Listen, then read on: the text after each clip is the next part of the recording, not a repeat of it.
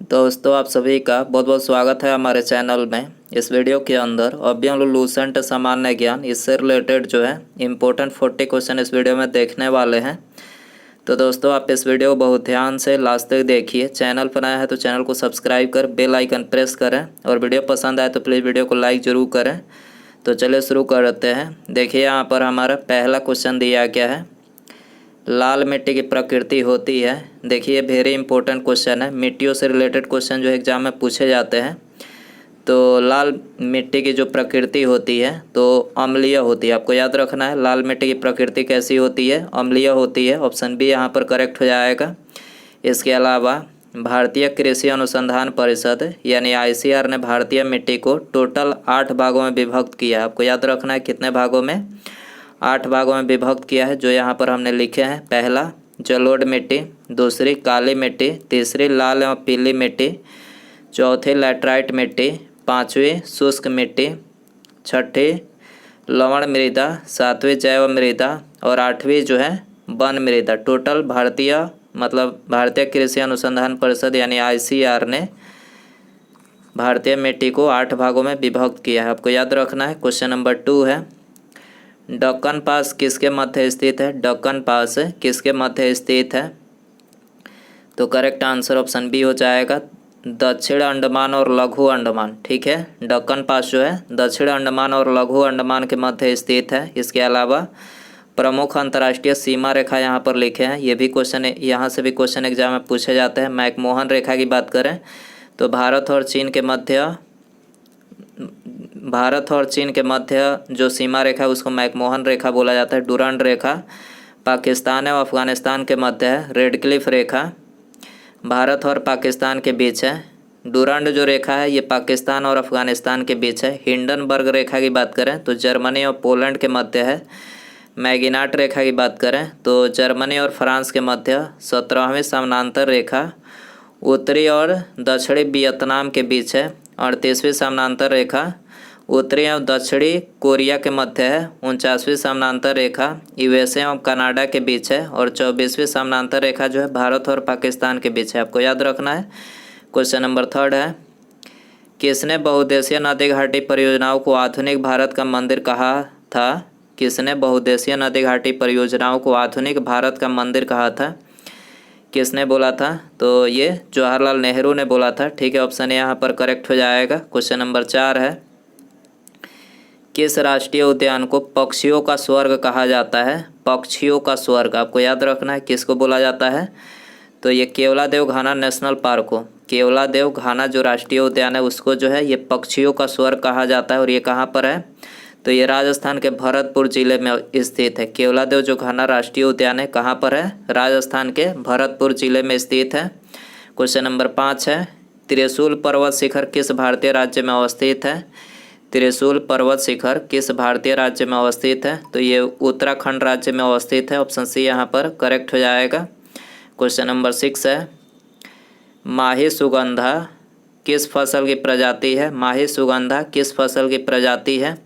तो ये धान की प्रजाति है। ऑप्शन सी करेक्ट हो जाएगा। क्वेश्चन नंबर 7 है, किस पंचवर्षीय योजना में भारी उद्योग को प्राथमिकता दी गई थी? किस पंचवर्षीय योजना में भारी उद्योग को प्राथमिकता दी गई थी? तो ये दी गई थी दूसरी पंचवर्षीय योजना में। ऑप्शन बी करेक्ट हो जाएगा। सर्वप्रथम किस देश में मूल्य वर्धित कर यानी वैट को लागू किया गया?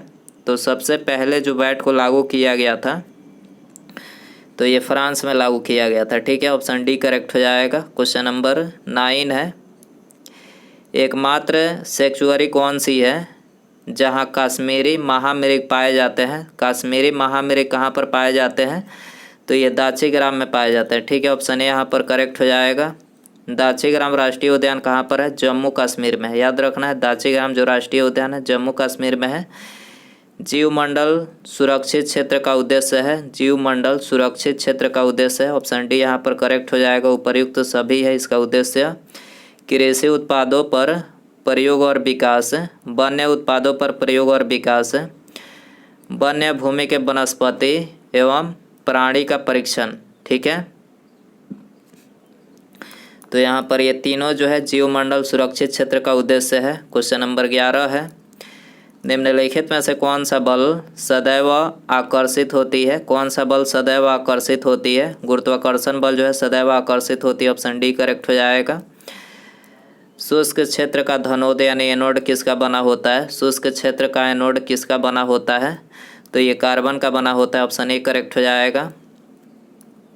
किसी बिलियन में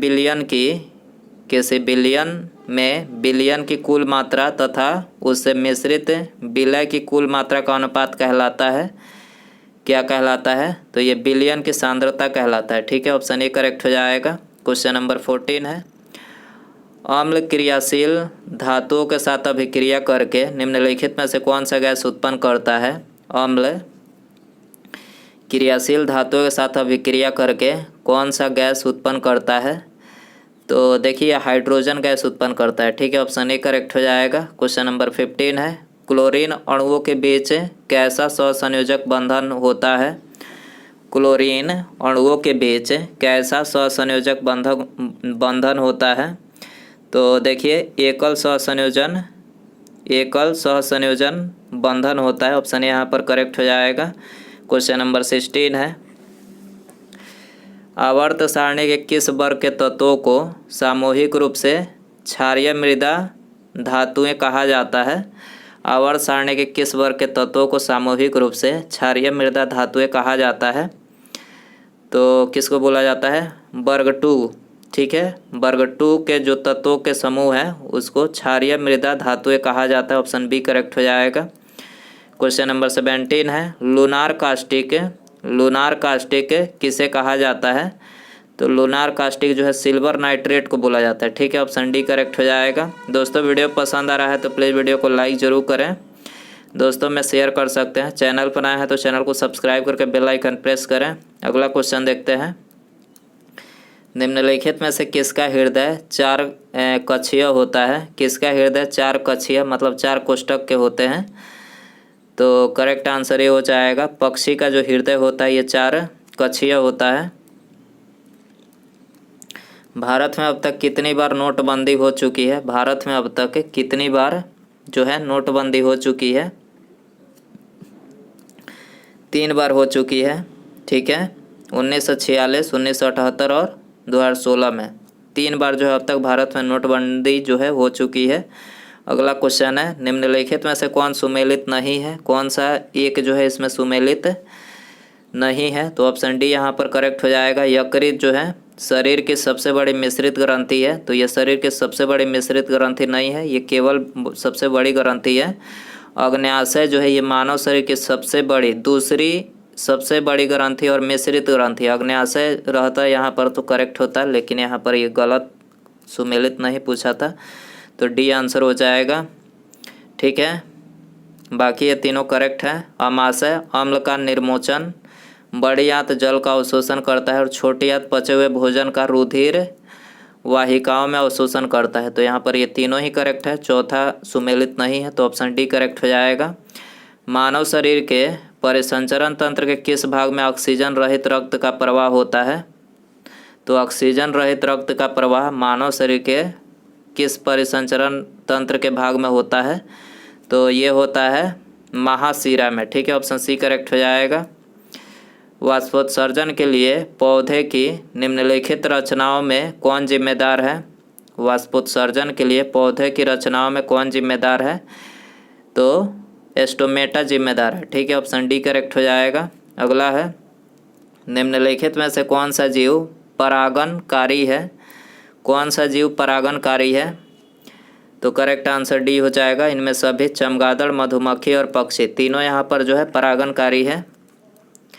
खानवा का युद्ध बाबर और किस शासक के बीच हुआ? खानवा का युद्ध बाबर और किस शासक के बीच हुआ? तो ये बाबर और राणा सांगा के बीच हुआ। सी आंसर हो जाएगा। दक्षिण भारत में वैष्णव संतों द्वारा स्थापित द्वैतावाद किस संत से संबंधित है? दक्षिण भारत में वैष्णव संतों द्वारा स्थापित द्वैतवाद किस संत से संबंधित है? तो देखिए निम्बकाचार्य से संबंधित है। ठीक है, ऑप्शन डी करेक्ट हो जाएगा। सल्तनत काल में कृषि विभाग से संबंधित था। सल्तनत काल में कृषि विभाग से संबंधित था, तो देखिए दीवान को ही संबंधित था। ठीक है, ऑप्शन बी करेक्ट हो जाएगा। 27 है। द्वितीय जैन संगीति कहाँ हुई? द्वितीय जैन संगीति कहाँ हुई? तो देखिए ये वल्लभी में हुई। वल्लभी ऑप्शन ए करेक्ट हो जाएगा। प्रसिद्ध अरबी लेखक अल-बरूनी किसके साथ भारत आया? अल-बरूनी जो था ये अरबी लेखक किसके साथ भारत आया था? तो ये महमूद गजनवी के साथ जो है भारत आया था। ऑप्शन सी करेक्ट हो जाएगा। गांव में आयोजित भारतीय राष्ट्रीय कांग्रेस की प्रथम अधिवेशन की अध्यक्षता किसने की? गांव में आयोजित भारतीय राष्ट्रीय कांग्रेस की प्रथम अधिवेशन की अध्यक्षता किसने की? तो ये जवाहरलाल नेहरू ने की थी। ठीक है, ऑप्शन ए यहाँ पर करेक्ट हो जाएगा। भारत का पहला समाचार पत्र था तो ये बंगाल गजट था। ठीक है, ऑप्शन डी करेक्ट हो जाएगा। भारत में नागरिक सेवा का जनक किसे माना जाता है? भारत में नागरिक सेवा का जनक किसे माना जाता है? लॉर्ड कॉर्नवालिस को माना जाता है। ऑप्शन सी करेक्ट हो जाएगा। निम्नलिखित में से कौन सुमेलित नहीं है? कौन जो है इसमें सुमेलित नहीं है? तो देखिए पहला दिया है शासन की संसदीय प्रणाली, तो ये ब्रिटेन से लिया गया है, ये सुमेलित है। राज्य के नीति निर्देशक तत्व तो ये भी सुमेलित है आयरलैंड से। समवर्ती सूची की अवधारणा ऑस्ट्रेलिया से लिया गया है कि ये भी सुमेलित है। और चौथा दिया गया है मौलिक कर्तव्य का विचार जो है अमेरिका से नहीं लिया गया है, ये कहाँ से लिया गया है? रूस से। ठीक है, मौलिक कर्तव्य का विचार कहाँ से? रूस से। ऑप्शन डी यहाँ पर करेक्ट हो जाएगा। धन विधेयकों के संबंध में विशेष प्रक्रिया संविधान के किस अनुच्छेद में वर्णित है? धन विधेयकों के संबंध में विशेष प्रक्रिया संविधान के किस अनुच्छेद में वर्णित है? तो ये अनुच्छेद 109 में वर्णित है। ऑप्शन ए यहाँ पर करेक्ट हो जाएगा। अगला है संविधान के प्रथम अनुच्छेद के अनुसार भारत है। संविधान के प्रथम अनुच्छेद के अनुसार भारत है तो ये भारत जो है राज्यों का संघ है। ठीक है, पहला अनुच्छेद जो है ये संविधान के अनुसार एक राज्यों का संघ है। ऑप्शन ए यहाँ पर करेक्ट हो जाएगा। धर्म आदि के आधार पर विभेद या प्रतिषेध एक मूल अधिकार है। निम्न में से किसके अधीन वर्गीकृत किया गया है? तो देखिए ये समानता के अधिकार के अधीन जो है वर्गीकृत किया गया है। ठीक है, तो सी आंसर हो जाएगा। निम्नलिखित में से कौन सा कथन असत्य है? कौन सा कथन इसमें से असत्य है? तो देखिए यहाँ पर ऑप्शन सी करेक्ट हो जाएगा। उपराष्ट्रपति का चुनाव भारत का राष्ट्रपति करता है तो देखिए ये कथन जो है असत्य है। बाकी कथन जो है करेक्ट है। राष्ट्रपति पद के लिए प्रत्याशी की न्यूनतम प्रत्याशी की आयु जो कम से कम होनी चाहिए 35 वर्ष होनी चाहिए, ये करेक्ट है। उपराष्ट्रपति राज्यसभा का सभापति होता है, ये भी करेक्ट है। भारत के चौथे राष्ट्रपति बीपी गिरी थे। ठीक है, तो यहाँ पर ये तीनों ही करेक्ट है जो कि असत्य पूछा गया था, तो ऑप्शन सी यहाँ पर करेक्ट हो जाएगा।